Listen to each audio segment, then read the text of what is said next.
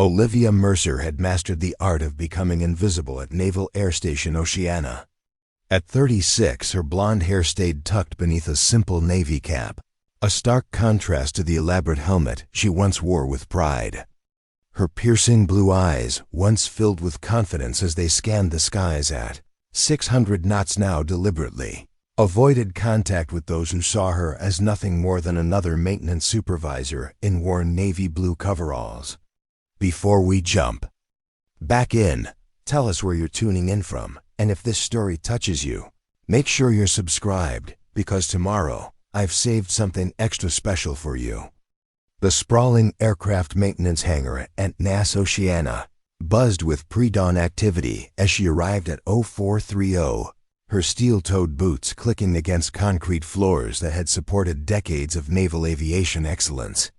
The other mechanics called her the Encyclopedia behind her back, a nod to her uncanny ability to recite technical specifications from memory and diagnose aircraft malfunctions that confounded even the most seasoned technicians. What they didn't know was that Olivia Mercer had once been Lieutenant Commander Olivia Westbrook, the first female pilot to serve as lead solo in the Blue Angels, the Navy's elite flight demonstration squadron. 7 years ago, she had commanded the most technically demanding position in the world's premier aerial demonstration team, pushing F/A-18 Hornets to their absolute limits with precision that left millions of spectators breathless. Now she existed in the shadows, her former glory buried beneath paperwork and grease stains. The betrayal had come from Commander Jackson Reeves, her former mentor and the man who had initially championed her inclusion in the Blue Angels. Intelligence leaked to a foreign military. Classified flight parameters sold to defense contractors. When 3 pilots died during a training exercise that should have been routine, someone needed to take the blame. Olivia was the perfect scapegoat woman in a traditionally male domain, someone whose historic achievement had already drawn both admiration and resentment. The investigation was swift and merciless. Falsified maintenance logs bearing her electronic signature, tampered flight recordings, witness statements that conveniently overlooked key details. Lieutenant Commander Olivia Westbrook was stripped of her wings, her rank reduced, her achievements erased from official records. Only Admiral Elizabeth Morgan, her former instructor at Annapolis, believed in her innocence. But Admiral Morgan's transfer to Pacific Command came 3 days before she could launch a proper investigation. Reeves' network of influential officers buried the truth beneath mountains of manufactured evidence and procedural roadblocks. Now, 7 years later, Olivia existed in the shadows of her former life. Every aircraft she inspected, every engine she serviced was both a form of torture and salvation close enough to touch the machines she loved, forever barred from flying them. She'd legally changed her name, cut her once shoulder-length blonde hair into a practical pixie cut, and disappeared into the ranks of maintenance personnel, where her true identity remained unknown. The modest apartment she called home sat 5 miles from the base in a quiet Virginia Beach neighborhood. It was sparsely furnished, with white walls left deliberately bare, no photographs, no mementos, no hints of her former life. The only personal touch was a small wooden box hidden beneath her bed, containing 3 items: her Blue Angels gold wings pin, a photograph of her standing proudly beside her blue and gold F/A-18 at her first air show, and a handwritten note from Lieutenant Sarah Donovan, one of the pilots who had defended her during the investigation. "No matter what they say," the note read in Sarah's distinctive handwriting, "those of us who flew with you know the truth. You're the finest pilot I've ever seen. This storm will pass. Keep flying high-D." Sarah had been transferred to a remote naval station in the Pacific shortly after the investigation concluded, effectively silencing one of Olivia's few supporters. Every morning at 0400, Olivia ran 5 miles along the beach in darkness, her feet finding the same path they'd traced for 7 years. The physical exertion helped quiet the roaring in her mind, The constant replay of accusations, the faces of the pilots who had died, the crushing weight of a truth buried beneath layers of deception and cover-ups. As she worked through a routine inspection of an FA-18 Super Hornet engine housing, Chief Petty Officer Marcus Dawson approached with his usual mix of professional respect and casual familiarity. Dawson was one of the few people on base who treated her as more than just another maintenance supervisor, though he had no idea why she seemed to understand aircraft systems better than pilots with thousands of flight hours. Mercer got a situation. "Developing," Dawson said, his voice carrying an edge of excitement. "The Skyhawk exhibition is starting next week, and they've pulled our maintenance crew to support. You'll be heading the team working on the demonstration aircraft." Olivia's hands stilled on the torque wrench she'd been turning. The Skyhawk exhibition was the East Coast's premier military aviation showcase, drawing pilots from across all service branches to demonstrate the latest in aerial combat technology. It would bring the spotlight dangerously close to her carefully constructed anonymity. "Roger that, Chief," she replied, keeping her voice steady despite the sudden tightness in her chest. "Which aircraft are we handling?" "The Super Hornets from VFA-103 and the F-35s from the test squadron." And Dawson paused, a slight smile forming. "The Blue Angels will be doing their season opener here. You'll be interfacing with their maintenance chief for ground support coordination." The wrench nearly slipped from Olivia's suddenly numb fingers. The Blue Angels, her former squadron. The team she'd given everything to join and everything to leave. Preparing and narrating this story took us a lot of time, so if you are enjoying it, subscribe to our channel. It means a lot to us. Now back to the story. "Something wrong, Mercer?" Dawson asked, noticing her hesitation. "No, sir. Just thinking through the logistics," she answered, quickly recovering her composure. "The Blues have specific ground handling procedures. I'll review the updated protocols." What she didn't mention was that she had written many of those protocols herself during her time with the squadron. "That's why I wanted you on this," Dawson said with approval. "Most supervisors would need weeks to get up to speed, but you always seem to know these birds inside and out." "I like to stay current on all platform specifications," Olivia said simply, returning to her work. "Never know when the knowledge might come in handy." What she didn't add was that during her off-duty hours, she still studied every update to the FA-18 systems, every modification to flight parameters, every change to performance specifications. In her dreams, she still flew not the lumbering cargo planes or patrol aircraft she now maintained, but the sleek fighter jets that pushed the boundaries of what humans and machines could accomplish together. As Dawson walked away, Olivia allowed herself a moment of reflection. 7 years of careful anonymity, of keeping her head down, of becoming the ghost in maintenance coveralls. Now the Skyhawk exhibition threatened to bring her past dangerously close to her present. The Blue Angels' current commander would be Lieutenant Commander James Wilson. According to the schedule she'd seen posted in the maintenance office, Wilson had been a junior pilot when she was with the squadron. Would he recognize her? Had time and her changed appearance created enough distance? Or would the sight of Olivia Mercer trigger memories of Olivia Westbrook? She secured her tools and prepared for the walk back to the staff parking lot, her mind racing through contingency plans. Perhaps she could request assignment to another maintenance detail, citing some procedural conflict. Or maybe she could take accumulated leave during the exhibition week. But something inside her, the same fierce determination that had propelled her into the cockpit of her first trainer aircraft, that had driven her to earn her wings when everyone said she couldn't, that had fueled her rise to the Blue Angels, rejected the idea of running. 7 years of hiding hadn't diminished that core of steel. As she drove home in her modest sedan, a far cry from the sports car she'd once owned, Olivia considered the upcoming exhibition with a mixture of dread and an emotion she hadn't felt in years: anticipation. Working with the Blue Angels again. Even from the shadows would bring her closer to the world she'd lost than she'd been in 7 years. The apartment was quiet as she entered, dropping her keys on the small table by the door. The silence that had once been her refuge now felt oppressive. Olivia knelt beside her bed and pulled out the wooden box, running her fingers over the smooth surface before opening it.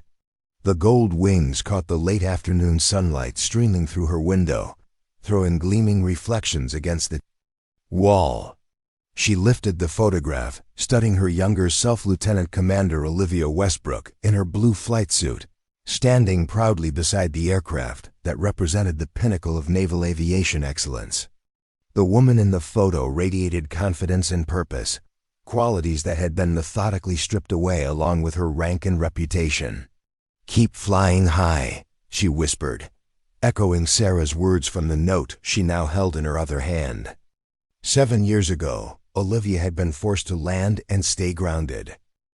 But perhaps the upcoming exhibition would offer something she'd almost forgotten existed, a chance to reconnect with the sky, even if only through the aircraft she now maintained rather than flew. As she replaced the mementos in their box and slid it back under her bed, Olivia made a decision. She would not request reassignment. She would not take leave. She would face whatever challenges the Skyhawk exhibition brought, including the potential recognition by former squadron mates. The coming week would test everything she had learned about survival, sacrifice, and the true meaning of courage. But Olivia had no idea that the greatest challenge wouldn't come from defending her anonymity. It would come from a public reckoning that would force her to choose between the safety of shadows and the dangerous light of truth. The first seeds were already being planted, though she wouldn't recognize them for days. Lieutenant Commander Wilson had specifically requested the best maintenance supervisor available for coordination with the Blue Angels ground crew. Chief Dawson had immediately thought of Olivia, unaware that he was about to reconnect two people whose paths had diverged dramatically 7 years earlier. Meanwhile, on the other side of the base, Commander Jackson Reeves, now Captain Reeves, having risen through the ranks despite his corrupt dealings, was reviewing the personnel assignments for the Skyhawk exhibition. His eyes paused on a name that shouldn't have triggered any recognition: Olivia Mercer, Maintenance Supervisor Grade 9. Something about the name tickled the back of his mind, but he couldn't place it. After a moment's consideration, he moved on to the next item on his agenda, dismissing the fleeting concern. It had been 7 years, after all, and he had ensured that Olivia Westbrook's career and reputation were thoroughly destroyed. What were the chances she was still in the Navy, much less at his current command?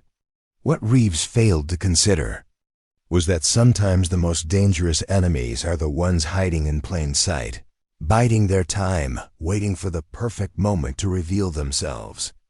And Olivia Mercer, though she didn't know it yet, was about to be handed that perfect moment on a silver platter. The next morning dawned clear and bright, a perfect spring day on the Virginia coast. Olivia arrived at the hangar earlier than usual, determined to familiarize herself with the specific aircraft assigned to the exhibition before the rest of her crew arrived. The maintenance hangar was quiet at 0400, empty except for the massive shapes of fighter jets under subdued lighting.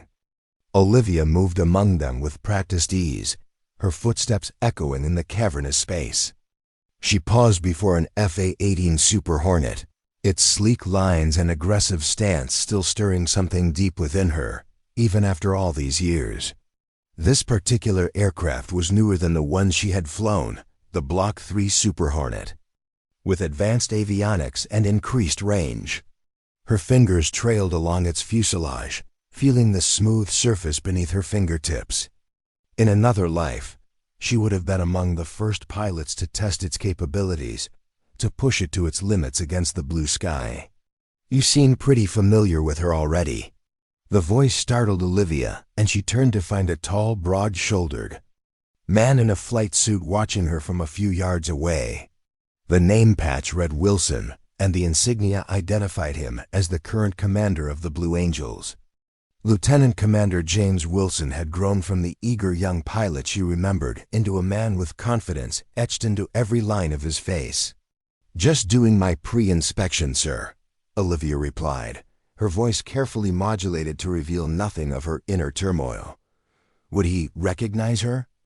It had been 7 years, and she looked different now, hair shorter and lighter, face more angular from years of stress and rigorous physical training. Wilson approached, studying the aircraft rather than her. "The Super Hornet's a beautiful machine. You've been working on them long?" "5 years at this station, sir," Olivia answered truthfully.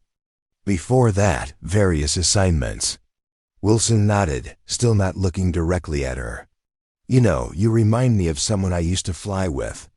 Something about the way you move around the aircraft, like you're seeing more than just the mechanics." Olivia's heart rate accelerated, but her expression remained neutral. "I take my job seriously, Commander. These birds carry our pilots. Their lives depend on our work." Now Wilson turned to face her fully, his eyes narrowing slightly as he studied her face. "What did you say your name was?" "Mercer, sir." "Olivia Mercer, maintenance supervisor." A flicker of something recognition, doubt, crossed Wilson's features before his professional demeanor reasserted itself. "Well, Supervisor Mercer, I look forward to working with you during the exhibition. The Blues have exacting standards for our aircraft." "As they should, sir," Olivia replied. "You'll find my team meets those standards." Wilson nodded and turned to leave, then paused. "You know, the first female lead solo we ever had used to say something similar about standards. Before my time in the squadron, but she was a legend. Shame how things ended for her." With that parting comment, he walked away, leaving Olivia frozen beside the aircraft, her mind racing. Had he recognized her? Was he sending a message? Or was it merely a coincidental remark? Before she could analyze the interaction further, the hangar doors opened, and the rest of her maintenance crew began arriving for the day shift. Olivia pushed her personal concerns aside and focused on the task at hand, preparing the aircraft for the exhibition that would begin in 4 days. The next 3 days passed in a blur of activity. Olivia's team worked tirelessly, preparing aircraft not just for the Blue Angels, but for all participating squadrons.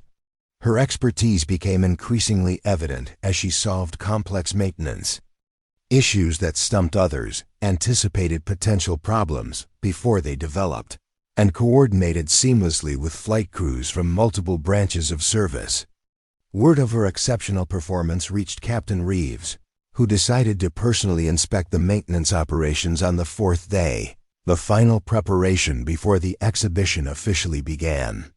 Olivia was deep inside an engine housing when Chief Dawson's voice called out, "Attention on deck." She extracted herself from the engine compartment to find Captain Reeves standing in the center of the hangar, surrounded by a retinue of junior officers.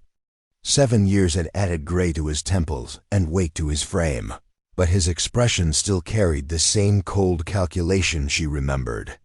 "As you were," Reeves said, his gaze sweeping across the maintenance personnel now standing at attention. "Chief Dawson report."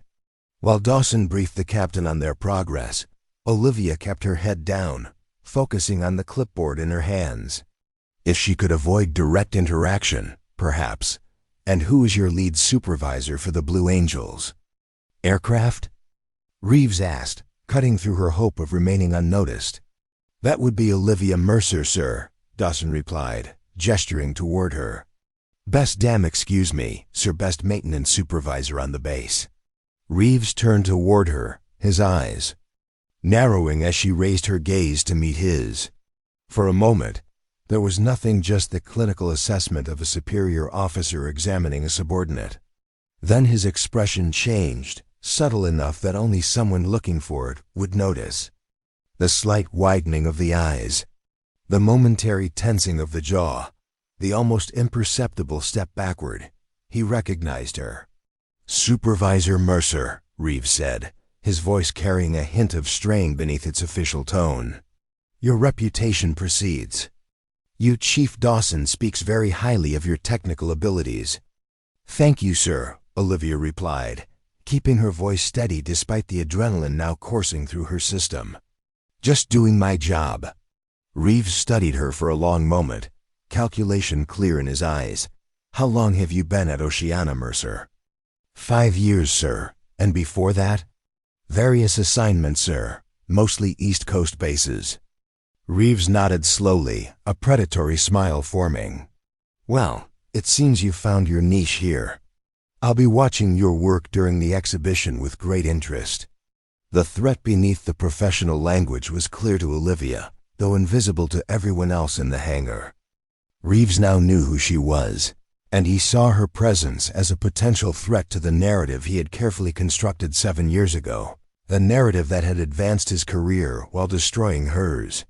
As Reeves and his entourage departed, Chief Dawson approached Olivia with a puzzled expression.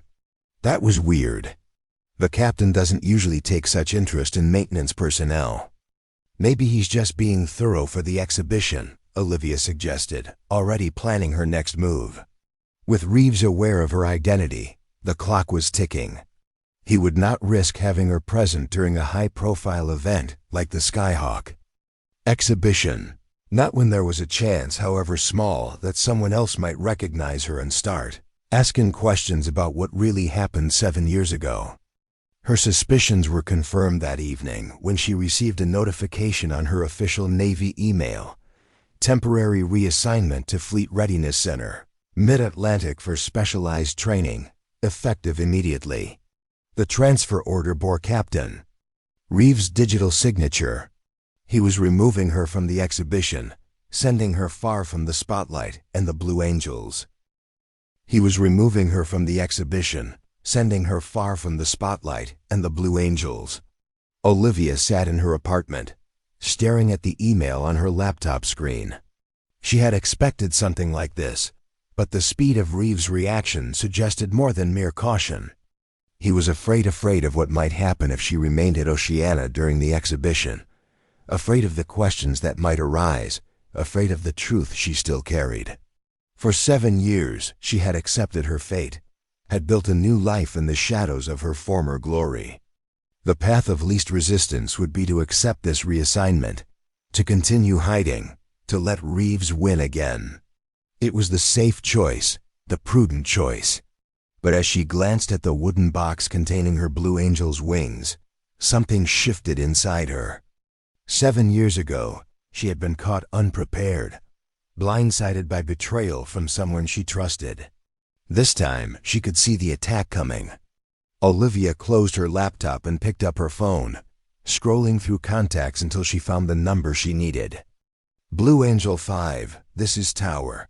Be advised we're showing you powered up for maintenance. Confirm status." Wilson responded before Olivia could, using his commander's override frequency. "Tower, Blue Angel lead. Confirm Blue 5 is undergoing pre-flight diagnostics. Maintenance supervisor is troubleshooting a flight control anomaly.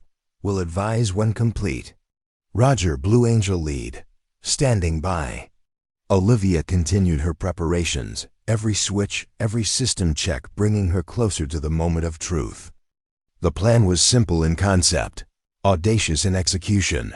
She would join the Blue Angels demonstration flight, taking the place of the current lead solo who had agreed to report a sudden illness minutes before takeoff. In the air, she would demonstrate flying skills that only one person could possess, the former Lieutenant Commander Olivia Westbrook, the first female Blue Angels lead solo, whose career had been destroyed by false accusations. The crowd of spectators, including high-ranking officials from the Pentagon, would witness her performance. Captain Reeves would recognize what was happening, but would be powerless to stop it without revealing his own complicity in the events of 7 years ago. It was a gamble with enormous stakes. If she failed, if her skills had diminished during 7 years of grounding, she risked not just embarrassment, but potentially lives. If she succeeded, she still faced serious consequences for impersonating an officer and commandeering military aircraft. But sometimes, Olivia reflected as she completed the pre-flight sequence, The truth demanded risks. Through the canopy, she saw Wilson give the signal, a casual adjustment of his flight helmet that indicated the exhibition's opening ceremony had begun. Captain Reeves would now be occupied with the dignitaries and media, his attention focused on the podium rather than the flight line. The moment had arrived. Olivia activated the radio. Tower, Blue Angel 5. Request permission to taxi for systems check. There was a moment of confusion from the tower, which Wilson again smoothly intercepted. Tower, Blue Angel lead. Confirm authorization for Blue 5 to conduct short taxi for control systems verification. Pilot Donovan reports possible control surface lag. Roger, Blue Angel lead. Blue 5 cleared to taxi to hold short position Alpha for systems check. Olivia engaged the engines, feeling the powerful Super Hornet come alive beneath her. The sensation was both familiar and intoxicating. The thrust of 44,000 pounds of force at her command, the responsiveness of the aircraft to her touch, the harmony of human and machine that defined fighter aviation. As she taxied toward position Alpha, she caught sight of Chief Dawson standing near the maintenance hangar, his expression shifting from confusion to astonishment as he recognized her. In the cockpit of the Blue Angel, she gave him a small salute. As she passed, acknowledging his unwitting role in what was about to unfold. Position Alpha placed her directly at the end of the runway, visible to the gathered crowd, but not yet in takeoff position. Here, she would wait for the critical moment, when the Blue Angels were announced and expected to take off in their signature diamond formation. Through her headset, she heard the announcer's voice booming across the airfield. "Ladies and gentlemen, please direct your attention to the sky as we welcome the United States Navy Flight Demonstration Squadron, the Blue Angels." That was her cue. Instead of waiting for tower clearance, Olivia pushed the throttle forward, the Super Hornet surging down the runway with explosive acceleration. Behind her, she knew Wilson would be explaining to the tower that this was part of the modified demonstration, a special tribute that would make sense momentarily. As the aircraft lifted off, 7 years of exile fell away. Olivia Westbrook was flying again. The Super Hornet climbed at a rate that pressed Olivia back into her seat, the G-forces a welcome embrace after so long. She pitched the aircraft into a near-vertical climb, executing a perfect half-Cuban 8 that positioned her directly above the crowd at 5,000 feet. Then, she began the demonstration that would remove all doubt about her identity. The signature maneuver of the Blue Angels' lead solo was the knife-edge pass flying the aircraft sideways, with the wings perpendicular to the ground, passing directly in front of the crowd at over 700 miles per hour. It required absolute precision and control, a maneuver that even experienced fighter pilots approached with respect. Olivia rolled the Super Hornet onto its side and descended rapidly, leveling out at exactly 200 feet above the ground. The aircraft screamed past the viewing area, so close that spectators could see the blue and gold paint gleaming in the morning sun. But she was just getting started. Next came the high Alpha pass, slowing the aircraft to just above stall speed. Nose high, using thrust to maintain altitude while demonstrating the Super Hornet's incredible low-speed handling capabilities. It was a maneuver she had perfected during her time with the squadron, adding her own signature flair that aviation enthusiasts had once called the Westbrook Wobble, a slight oscillation that demonstrated absolute control at the edge of aerodynamic possibility. As she completed the pass, she knew without doubt that anyone who had ever seen her fly would now recognize who was in the cockpit of Blue Angel 5. Through her headset, she could hear the confusion in the tower, the controlled chaos as officials tried to understand what was happening. She ignored it all, focusing instead on executing the most technically demanding sequence in the Blue Angel's repertoire, the vertical rolls followed by the minimum radius turn. The vertical roll sent her straight up, rolling the aircraft continuously, while maintaining a perfect vertical line against the blue sky. 4, 5, 6 complete rotations before transitioning to the minimum radius turn, pulling the aircraft through a 180-degree change of direction in the minimum possible turning radius, subjecting her body to forces approaching 8G. In the viewing stands, she knew Captain Reeves would now be realizing the full implications of what was unfolding. The pilot in Blue Angel 5 could only be one person, the same person he had systematically destroyed 7 years ago, now demonstrating skills that couldn't be faked or taught, skills that proved beyond doubt who she really was. For her final maneuver, Olivia chose something that wasn't in the standard Blue Angels routine, a modified Immelman turn that she had developed during her time as lead solo. A maneuver so technically demanding that other pilots had nicknamed it the Westbrook Special. Half loop, half roll, executed with a flourish that left the aircraft inverted at the apex before rolling upright while maintaining perfect altitude control. That was either the bravest or most foolhardy thing I've ever seen, Westbrook. Probably both, Olivia replied, her voice steady despite the adrenaline still coursing through her system. Is he coming? Wilson nodded toward the crowd that was now parting to allow someone through Captain Reeves, his face a mask of controlled fury as he strode toward them, flanked by military police. Lieutenant Commander Wilson, Reeves said, his voice carrying the deadly calm of a predator preparing to strike. Explain to me why a maintenance supervisor was flying one of your aircraft. Before Wilson could respond, a new voice cut through the tension. I believe I can answer that, Captain Reeves. Admiral Elizabeth Morgan, now commander of the U.S. Pacific Fleet, stepped forward from behind a group of Pentagon officials.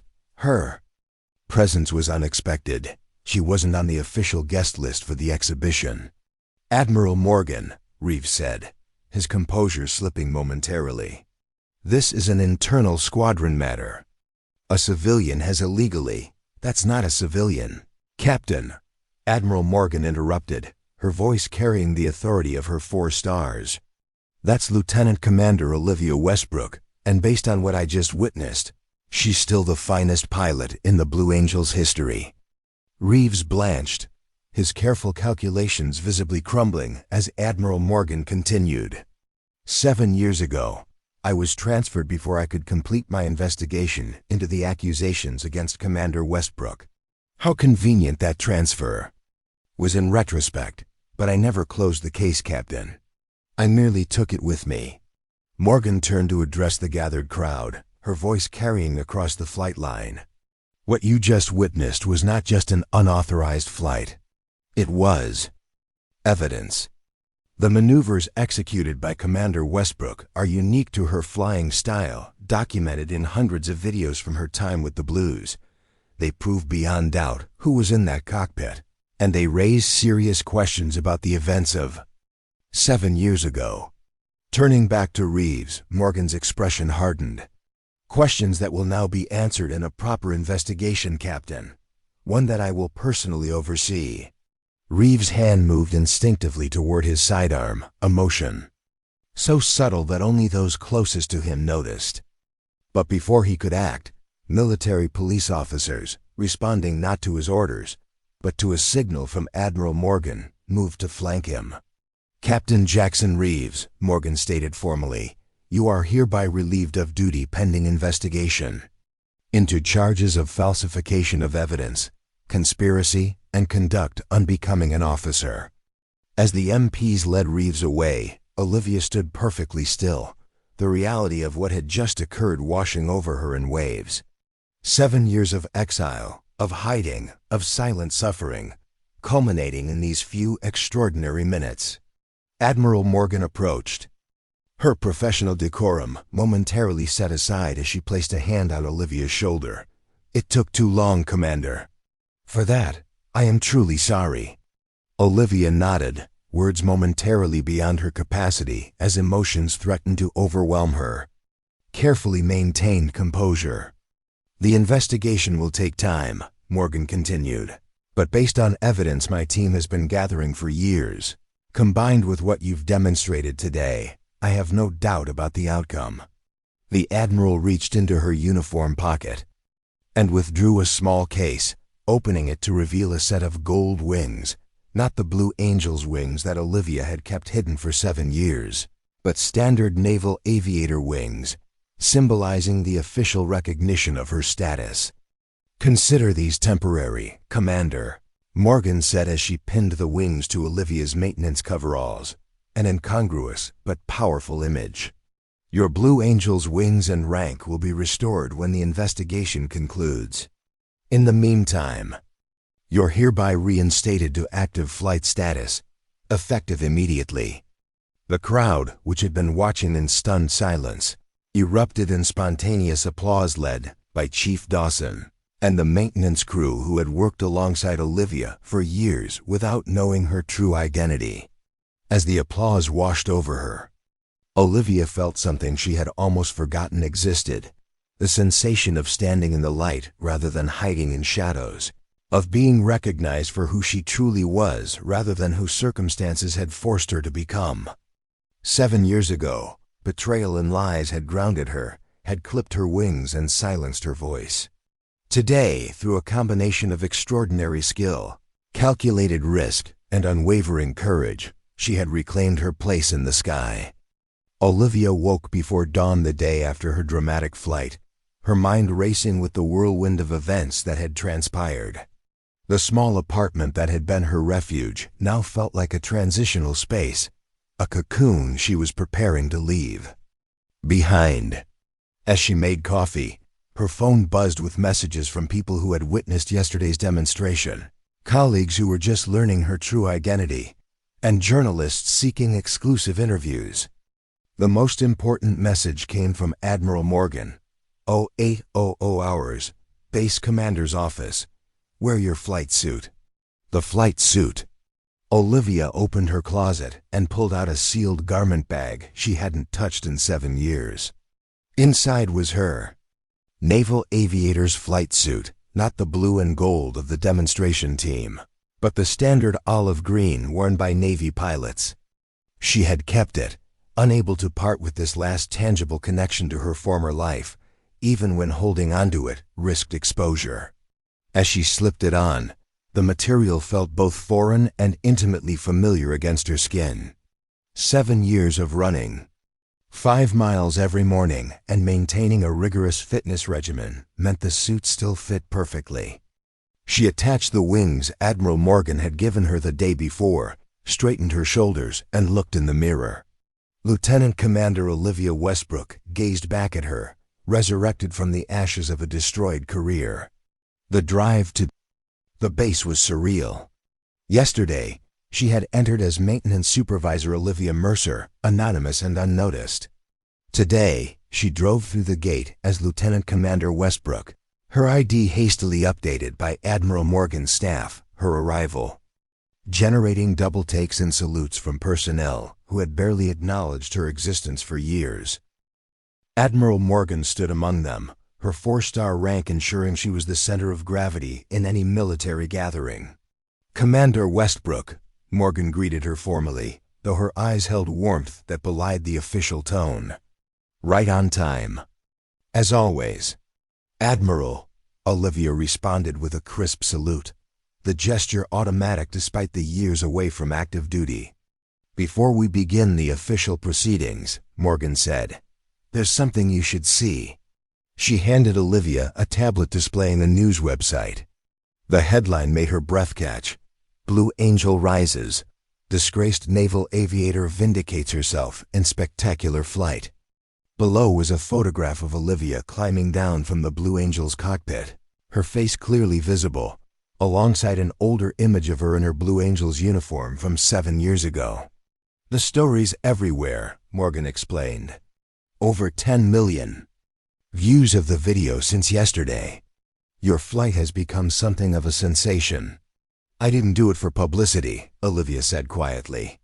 "No," Morgan agreed. "You did it for justice. But public attention has its advantages, namely, it makes it impossible for anyone to sweep this under the rug again." The meeting that followed was intense and comprehensive. For 3 hours, Olivia detailed everything from the original training accident that killed 3 pilots, through Reeves' systematic campaign to frame her, to her years in hiding and the events leading to yesterday's flight. The NCIS officers recorded her testimony, occasionally interrupting with clarifying questions. Admiral Morgan provided context from her own incomplete investigation 7 years earlier, explaining how Reeves' network of influence had managed to derail the truth. Captain Reeves is currently in custody, one of the NCIS officers informed them. Based on initial evidence and Commander Westbrook's testimony, we've secured warrants to access his communications going back 8 years. Preliminary findings suggest a pattern of corruption extending well beyond the incident involving Commander Westbrook. How far does it go? Wilson asked, his expression grim. We've identified at least 5 other officers who may have been involved in the cover-up. The officer replied, possibly more. This wasn't just about protecting Reeves. It appears to have been about concealing a broader pattern of intelligence selling and defense contract manipulation. Olivia absorbed this information with a strange sense of detachment. For 7 years, she had carried the weight of injustice alone, believing her case was personal, Reeves eliminating a potential threat to his advancement. The revelation that she had been merely one victim among many in a larger conspiracy was both vindicating and disturbing. What happens now? She finally asked. Admiral Morgan exchanged glances with the NCIS officers before responding. Officially, you're reinstated to active duty status while the investigation proceeds. Your record will show you've been on special assignment for the past 7 years, a cover story. We'll maintain until the full investigation concludes and we can publicly clear your name. And unofficially? Unofficially, Commander. You've just become our most valuable asset in breaking open a corruption ring that's compromised naval aviation security for nearly a decade. Your public vindication yesterday means Reeves and his associates can't touch you without confirming their guilt. The implications were clear. Olivia had unwittingly placed herself at the center of what would likely become the largest military corruption investigation in recent naval history. As the meeting concluded, Chief Dawson approached her, his expression a mixture of embarrassment and admiration. Commander, I just wanted to say, if I'd known who you really were, you'd have treated me exactly the same way you always did. Chief, Olivia interrupted with a small smile, with respect based on competence, not rank. That says more about your character than any apology could. Dawson nodded, clearly relieved. The maintenance crew wanted me to tell you, we're proud to have worked with you, ma'am. Even if we didn't know we were working with a legend.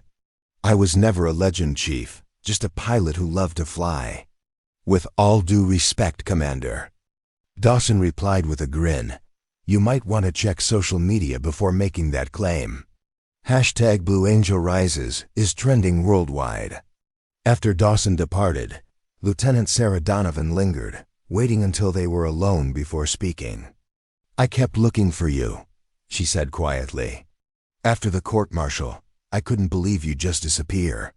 That was the point, Sarah, to disappear so completely that even people who knew me wouldn't recognize what was right in front of them. 7 years, Sarah said, shaking her head. Working in maintenance, watching others fly. I can't imagine what that cost you. Olivia considered this.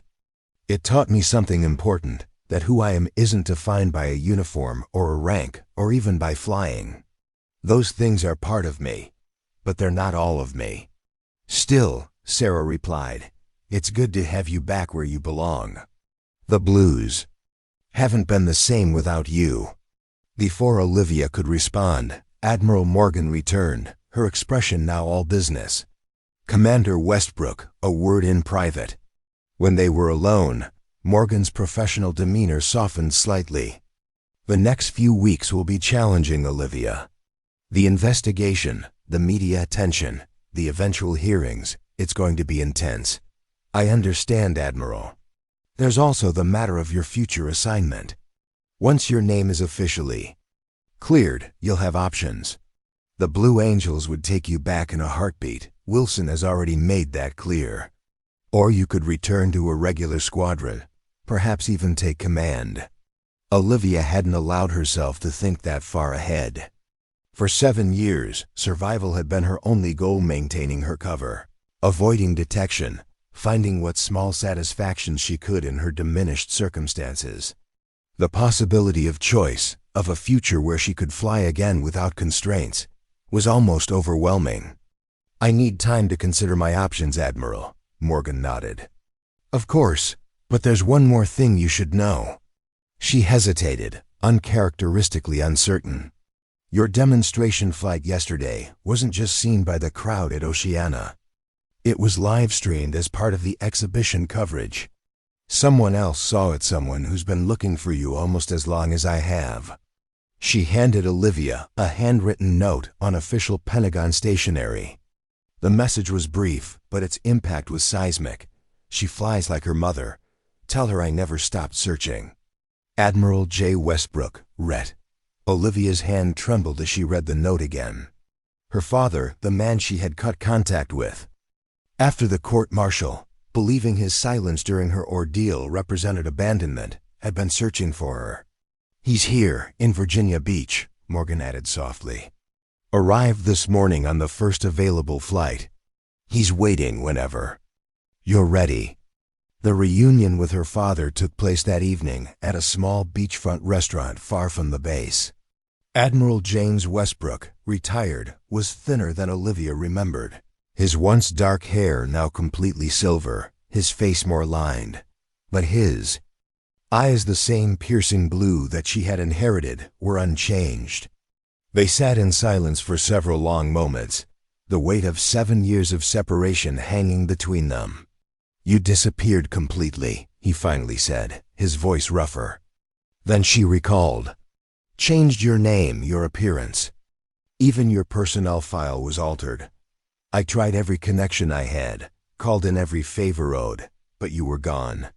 "I thought you'd abandoned me," Olivia replied quietly. "During the court-martial, when Reeves and his people were destroying everything I'd worked for, you weren't there." "Because I was conducting my own investigation," her father countered, leaning forward intently. "I knew Reeves was dirty. I'd had suspicions about him for years, but never enough evidence. When he came after you, I thought I could find proof. Before they finished the court-martial, I failed." He reached into his jacket and withdrew a worn leather folder, placing it on the table between them. "But I never stopped looking. For you or for the truth." Inside the folder were documents, photographs, handwritten notes, 7 years of investigation conducted by a man with decades of naval intelligence experience and a father's determination to clear his daughter's name. "You've been building a case against Reeves all this time," Olivia said, leafing through the materials with growing astonishment. "I had to work carefully. Reeves had powerful allies. If they'd realized what I was doing, the evidence would have disappeared, and possibly me with it." He met her eyes directly. "I was 3 weeks away from taking everything to the Secretary of the Navy when you decided to steal a Blue Angel and break the internet." Despite everything, Olivia found herself smiling. "I didn't exactly plan it that way." "No, you did. Something better. You created a moment so public, so undeniable, that all my careful evidence gathering became secondary to the truth you demonstrated in the air." He shook his head in reluctant admiration. "It was reckless, dangerous, and absolutely brilliant." "It was necessary," Olivia corrected. 7 years was long enough to live in shadows. Her father reached across the table, his hand covering hers in a gesture that bridged the chasm of their separation. "I'm sorry I couldn't protect you from this. From what Reeves did, from what you had to endure. I failed you as a father. And I failed you as a daughter," Olivia replied, turning her hand to grasp his. "I should have trusted you were fighting for me, even when I couldn't see it." Their conversation continued long into the night, years of separation dissolving as they shared their parallel journeys, his relentless investigation conducted in the open, hers quiet survival in hiding. By the time they parted, something fundamental had been restored between them, not erasing the lost years, but creating a foundation for a new relationship built on shared understanding and belated truth. The next morning brought a development that would accelerate events dramatically.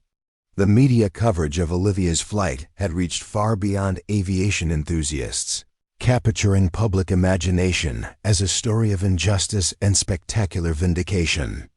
Journalists began digging into the original court-martial, questioning the evidence and procedures that had destroyed her career. Then, a breakthrough petty officer, Michael Chambers, who had served on Reeves' staff 7 years ago, came forward with a thumb drive containing classified communications that directly implicated Reeves in selling flight parameter data to foreign entities. Chambers had kept the evidence hidden for years, terrified of Reeves' influence but ultimately inspired by Olivia's courageous flight to reveal what he knew. NCIS investigators, armed with this new evidence and Admiral James Westbrook's comprehensive files, moved quickly. By noon, 3 more officers had been taken into custody, including a captain at the Pentagon and a commander at Naval Air Systems Command. The corruption network was unraveling with stunning speed. Admiral Morgan summoned Olivia to her temporary office at Oceana, her expression serious but satisfied as she gestured for her to sit. The Chambers evidence changed everything. Combined with your testimony and your father's investigation, we have what we need for a full prosecution. How far does it go? Olivia asked, echoing Wilson's question from the day before. 7 officers, including Reeves, directly involved in selling classified aviation data. 4 more who participated in the cover-up and your framing. Morgan's expression hardened. We're also investigating 3 defense contractors who may have been using the stolen data to gain advantages in bidding processes. Olivia absorbed this information, trying to reconcile the scale of the conspiracy with her personal experience of its consequences. And my record? The Judge Advocate General's office is expediting the review. Based on the new evidence, they'll vacate the court-martial findings by the end of the week. Your official record will be restored, rank, decorations, flight status, everything. Morgan paused. There's also the matter of compensation for 7 years of career damage, which the legal team is calculating. The Admiral slid a folder across the desk. In the meantime, I have temporary orders for you, if you're willing to accept them. Olivia opened the folder to find assignment papers to Naval Air Station, Patuxent River, the Navy's primary test flight facility as a test pilot for advanced FA-18 systems. You were always one of our best technical pilots, Morgan explained. Your understanding of aircraft systems, combined with your flying skills, makes you uniquely qualified for test work.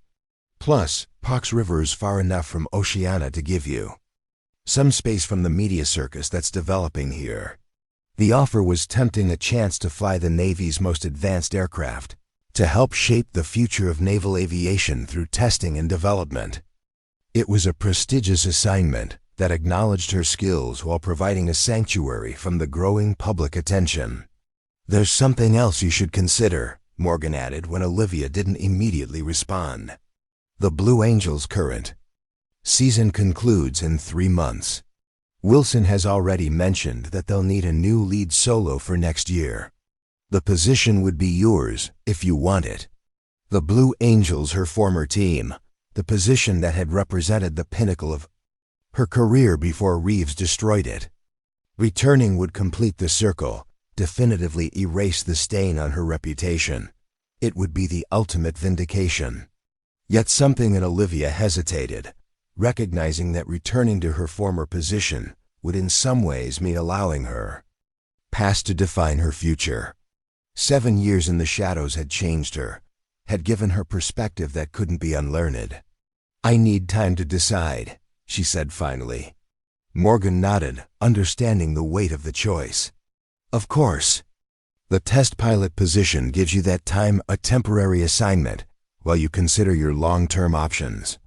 As Olivia left the office, she found Chief Dawson waiting in the anteroom, uncharacteristically nervous. "Commander, I hope I'm not overstepping, but there's something I think you should see." He led her to the main maintenance hangar, now unusually quiet as most personnel had been reassigned to support the ongoing exhibition. In the center of the vast space stood a Super Hornet, not one of the Blue Angels aircraft, but a standard gray FA-18F from one of Oceana's operational squadrons. "Strike Fighter Squadron 103 offered one of their birds for your use," Dawson explained. "Unofficial, of course, but cleared through the squadron commander. Everything's been prepped and flight checked." Olivia stared at the aircraft, understanding the extraordinary gesture. Squadron commanders didn't casually offer $70 million aircraft for unofficial flights. This represented the aviation community's response to her situation, a collective recognition of the injustice she had endured and a tangible expression of support. "Why?" she asked simply. Dawson shrugged, but his expression was anything but casual. "Because every pilot understands what it means to be grounded, Commander. 7 years is a lifetime. No one should have to wait another day to fly after what you've been through." The offer was compelling, a chance to fly without the pressure of a public demonstration, without the weight of proving herself. Just Olivia at an FA-18, reconnecting with the pure joy of flight that had defined her life before Reeves stole it away. "The aircraft is yours whenever you're ready," Dawson added, stepping back respectfully. "Just say the word." The decision crystallized in that moment. Before facing the media storm, before determining her future path, before dealing with all the complexities that her public vindication had unleashed, she needed this. Needed to fly not to prove anything to anyone else, but to reclaim the part of herself that had been dormant for 7 years. "Have the aircraft ready in 30 minutes. "Chief," she said, her voice steady with resolve, "I need to file a flight plan." Word spread quickly through the base, not through official channels, but through the informal network that connected aviators and support personnel. By the time Olivia walked onto the flight line in her flight suit, a small crowd had gathered maintenance. Crews, pilots from several squadrons, ground personnel who had worked alongside her for years without knowing her true identity. No media, no officials, no ceremony, just the naval aviation community coming together in quiet support, as one of their own prepared to truly return to the sky. As Olivia climbed into the cockpit, she felt none of the nervous energy that had accompanied her Blue Angel flight the day before. That had been about proving the truth, about forcing a public reckoning. This was about reconnecting with the essence of who she was, a pilot who had temporarily lost her wings, but never her soul. The startup sequence was methodical, each step a renewal of vows between aviator and aircraft. The twin engines roared to life, their power vibrating through the airframe and into her body. Through the canopy, she could see Chief Dawson giving her a thumbs up from beside the flight line. "Tower, Whiskey Alpha 103, request taxi for takeoff," she radioed, using the squadron's call sign. "Whiskey Alpha 103, you are cleared to taxi. To runway 23, winds 270 at 10 knots. Clear for takeoff at your discretion." The controller's voice carried a note of respect that transcended official protocol, a subtle acknowledgement of the significance of this flight. As Olivia taxied toward the runway, her mind cleared of everything except the immediate connection between her hands on the controls and the responsive movements of the Super Hornet. This wasn't about the past or the future, it was about this moment, this aircraft, this flight. The runway stretched before her, a path to reconciliation with the sky that had been her true home. She advanced the throttles smoothly, feeling the Super Hornet surge forward with building momentum. The acceleration pressed her back into the seat, a physical embrace she had missed with an intensity that words could never capture. The moment of rotation came, and Olivia pulled back on the stick with precise pressure. The Super Hornet responded instantly, breaking free from Earth's grasp and climbing into the clear Virginia sky. 7 years fell away in that moment of liftoff. Olivia Westbrook was truly flying again, not for an audience, not to prove a point, but for the pure, transcendent joy that had called her to aviation from childhood. She climbed to 30,000 feet, where the sky darkened to deep blue and the coastline stretched below in perfect clarity. Here, alone with the aircraft and the endless sky, she could finally process everything that had happened, the long years of exile, the spectacular vindication, the uncertain future that now opened before her. For 2 hours, Olivia flew executing precision maneuvers, testing the Super Hornet's envelope, reacquainting herself with the nuances of control that defined elite naval aviation. Every roll, every climb, every descent was a celebration of restored freedom, a communion between pilot and aircraft that needed no witnesses to validate its importance. When she finally returned to Oceana, landing with textbook precision on the same runway she had departed from, Olivia felt a sense of completion that had nothing to do with external validation. The flight had been a private ceremony, a personal reclamation more significant than any public vindication could ever be. Chief Dawson was waiting as she climbed down from the cockpit, his weathered face split by an uncharacteristic grin. "Welcome back, Commander," he said simply, offering a salute that acknowledged not her rank, but her essence as an aviator, finally restored to her natural element. Olivia returned the salute, understanding that this moment, not the spectacular Blue Angel demonstration, not the formal reinstatement of her rank, not even the arrest of those who had wronged her, was her true return. She had reclaimed not just her identity, but her soul. As she walked away from the aircraft, Olivia felt lighter than she had in 7 years, not because justice had been served or her name cleared, but because she had remembered who she truly was beyond all titles and tribulations. The sky had welcomed her back without judgment or reservation.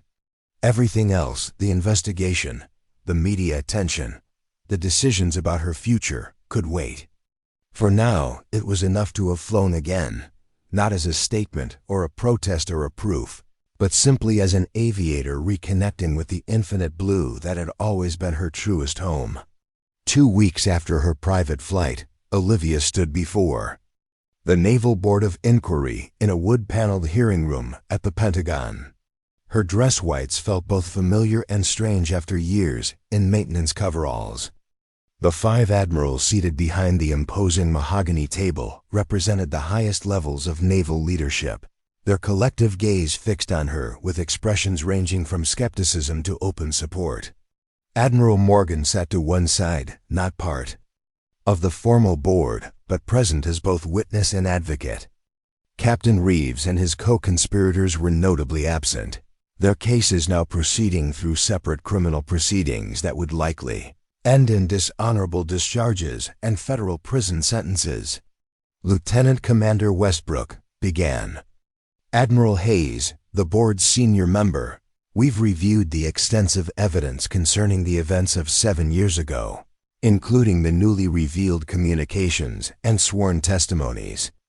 This board has reached unanimous conclusions regarding your case."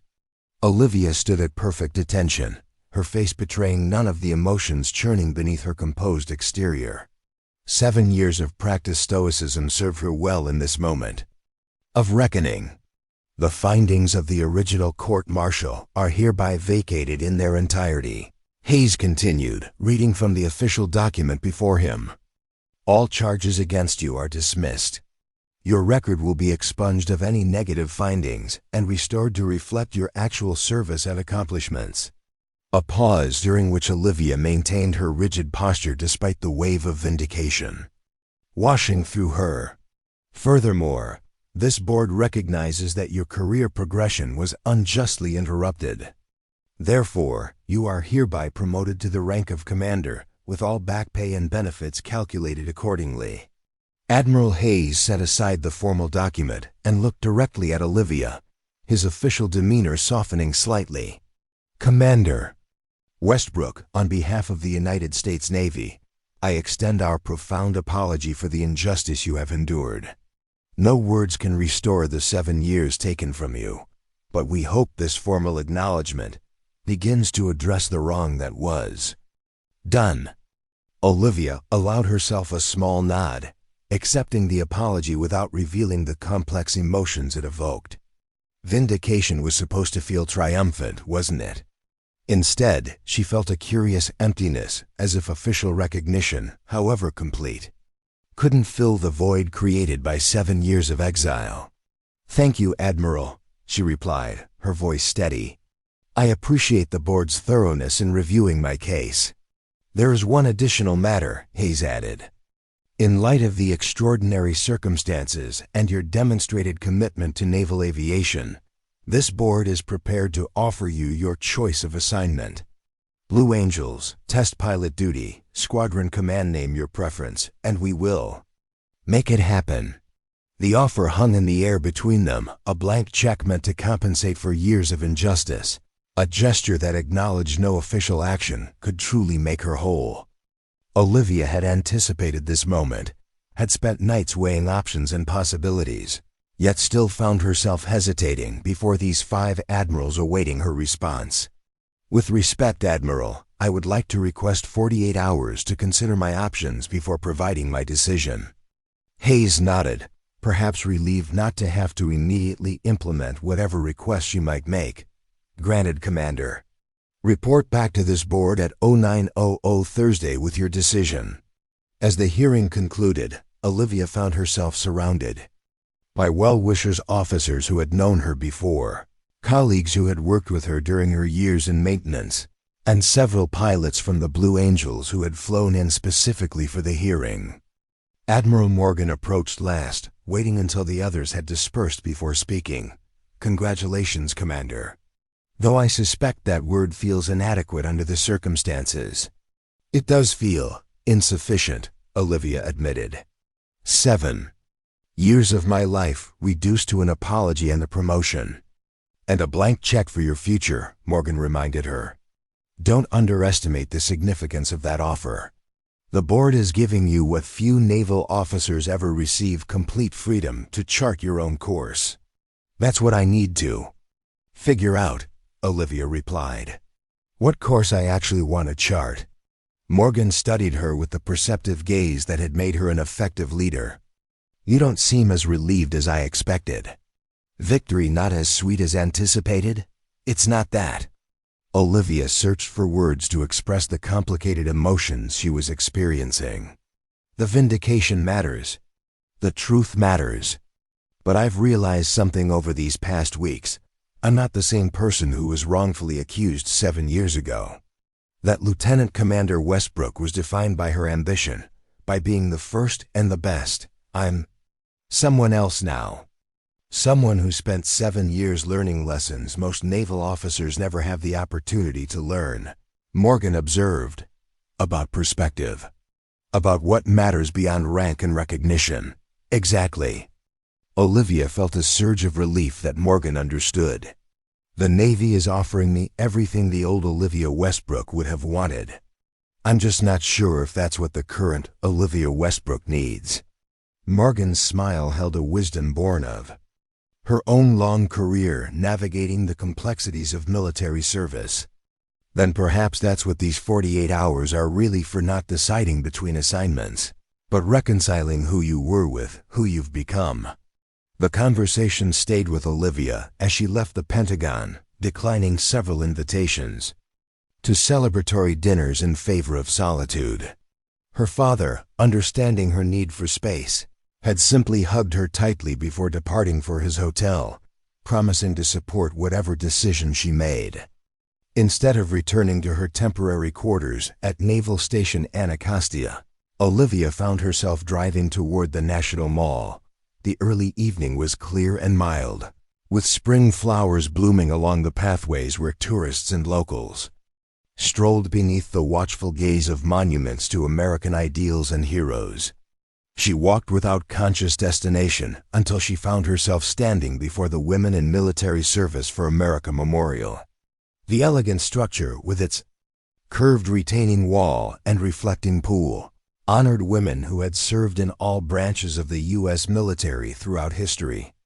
Olivia had visited once before, as a young officer fresh from flight school, feeling connected to the legacy of pioneering women who had opened doors for her generation. Now she returned with a different perspective, no longer just an inheritor of their courage, but someone who had paid her own price for progress. Inside the memorial, she moved slowly through the exhibits documenting the often overlooked contributions of women to American military service. Nurses in the Civil War, yeomanettes in World War I, WASPs flying aircraft in World War II, the gradual integration of women into combat roles. Each step forward purchased with dedication and sacrifice by women determined to serve despite institutional barriers. Near the exit, a temporary exhibit caught her attention, breaking barriers in naval aviation. And there, to her surprise, was a photograph of her younger self in Blue Angel's regalia, the first female pilot to serve as lead solo in the demonstration team's history. The caption noted her groundbreaking achievement, but made no mention of the court-martial or her subsequent disappearance from naval aviation.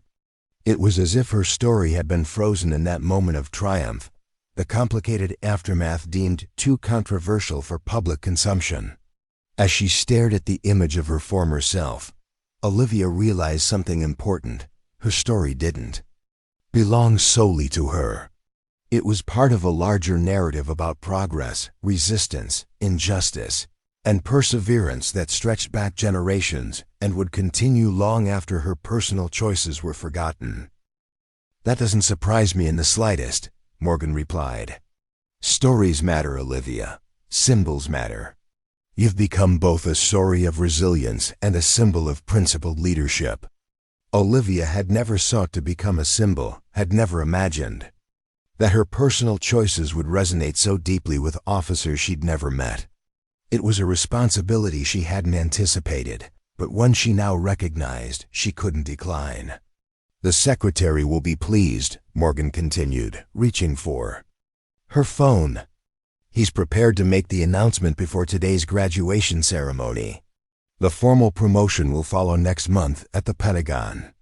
As Morgan made the call, Olivia gazed out the office window toward the flight line, where preparations for the graduation ceremony continued. Her thoughts turned to the 24 aviators who would receive their wings today, men and women who had completed the program she had built from the ashes of her own career destruction. They represented her most tangible legacy, the living embodiment of her belief that technical excellence and ethical leadership were inseparable components of naval aviation. The graduation ceremony unfolded beneath a perfect blue sky, the kind pilots call severe clear. Families and friends of the graduating aviators filled the seating area, their excitement palpable as the formal proceedings began. Base personnel stood at attention as Admiral Morgan took the podium to deliver remarks that none of them had anticipated.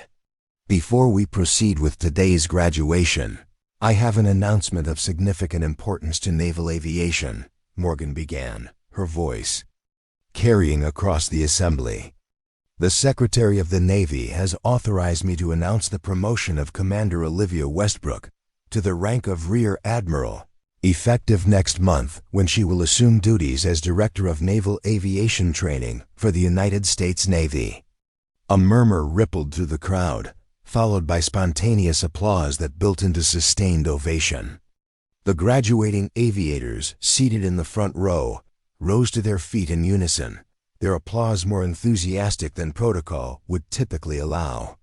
When Olivia stepped to the podium to deliver her remarks, she set aside her prepared speech. Inspired to speak directly from the heart to these young officers who represented naval aviation's future. 5 years ago, when I established this program, many questioned whether emphasizing ethical leadership alongside technical excellence was necessary or practical, she began. Today, the evidence is irrefutable. The best pilots are those who understand that skill without character is insufficient, that courage applies as much to moral decisions as to physical danger. She paused, looking out at the faces of the 24 graduates, 12 men and 12 women, a gender balance unimaginable when she had begun her own career. Each of you will face moments that test not just your flying abilities, but your moral compass. Moments when doing the right thing may come at personal cost. In those moments, remember that your decisions shape not just your own career, but the institution we all serve. As she continued her address, Olivia noticed Lieutenant Chun standing at the back of the assembly, surrounded by several aviators in flight suits from various squadrons members of Westbrook's wings who had traveled to witness this moment.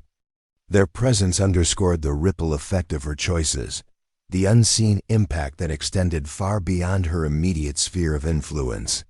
After the ceremony, as the new aviators celebrated with their families and the traditional first salute, Olivia found herself approached by a familiar figure, Chief Petty Officer Marcus Dawson, now retired but still recognizable despite his civilian clothes and the silver threading his once dark hair.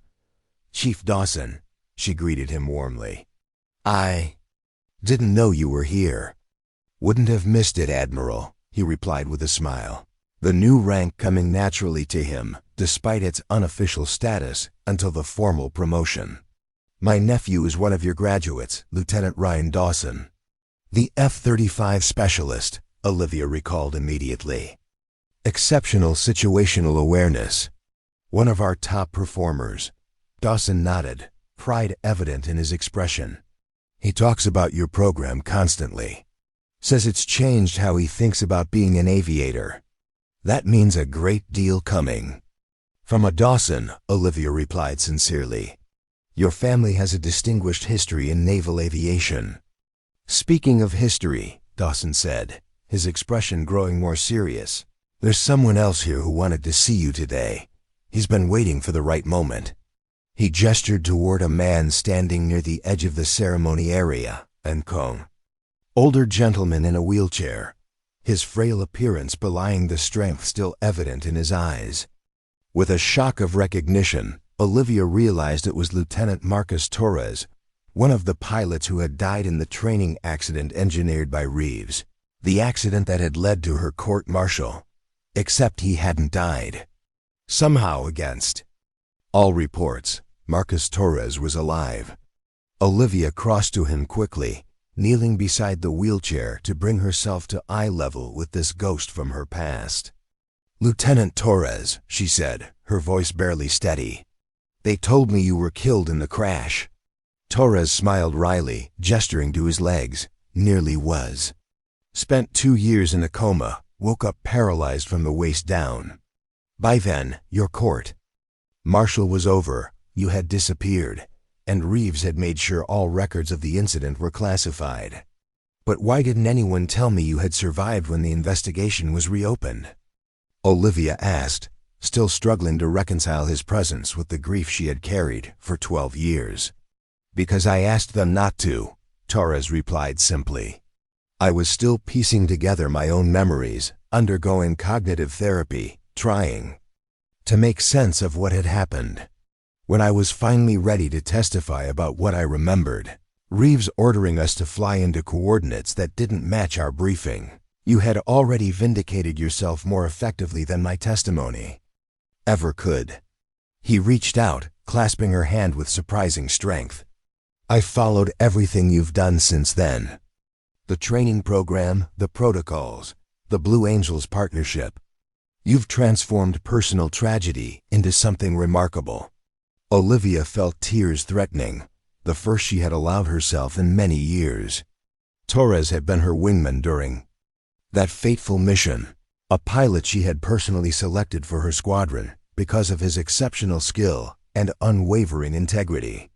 Believing him dead had been one of the heaviest burdens she had carried through her years of exile. "I kept your letter," she said quietly. "All these years." Torres nodded, unsurprised. "I figured you might have.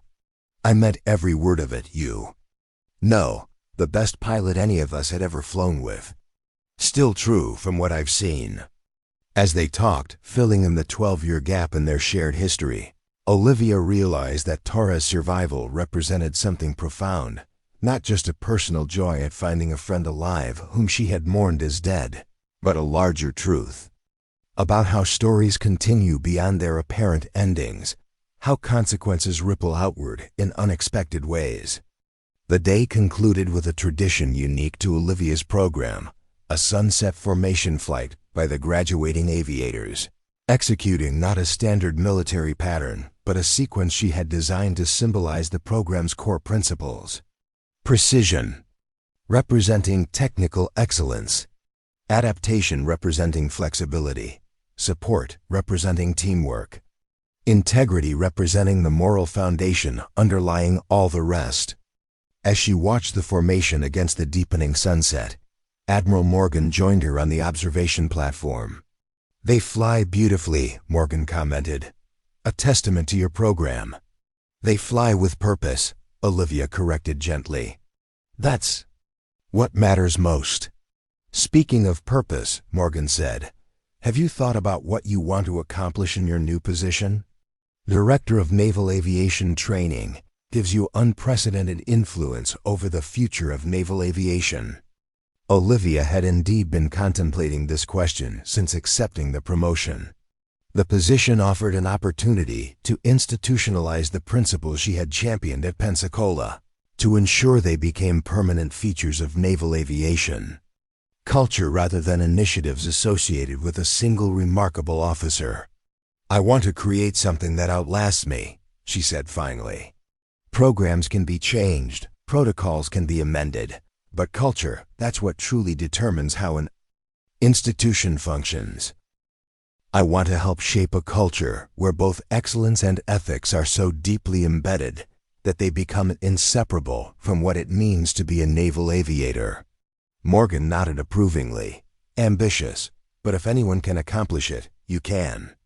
As the formation completed its final maneuver, breaking apart as each aircraft executed a climbing roll into the fading light, Olivia felt a profound sense of completion. The circle that had begun with betrayal and injustice 12 years ago had transformed into something she could never have imagined during those dark days, a movement toward a better version of the institution she had always loved, led by young officers inspired by her example. Lieutenant Chun's revelation about Westbrook's wings had shown her that influence transcends official positions or formal programs. The most enduring impact comes not from protocols or curricula, but from stories that inspire others to make courageous choices in their own lives. Her story from Blue Angel's pinnacle through unjust exile to transformative leadership had become such an inspiration, not because of the injustice she had suffered, but because of how she had chosen to respond to it. Not with bitterness or a quest for personal redemption, but with a commitment to ensuring that her experience served some greater purpose. As darkness fell and the last aircraft landed safely, Olivia reflected on the words she had spoken 5 years earlier, words that Lieutenant Chun had carried with her every day since. "The measure of our character isn't how we respond to success, but how we transform adversity into something meaningful for others." In choosing to become an architect of change rather than a symbol of vindication, she had discovered a purpose larger than herself, a purpose now embodied in every aviator who had passed through her program, in every officer protected by her protocols, in every young woman who saw in her story the possibility of overcoming even the most daunting barriers. The stars of an admiral would soon grace her shoulders, the ultimate acknowledgement of her value to naval aviation. But Olivia knew that her true legacy lay elsewhere, in the young officers like Lieutenant Chen, who would carry forward the principles she had championed, in the culture she was helping to reshape, in the understanding that technical excellence without ethical foundation was insufficient for true leadership.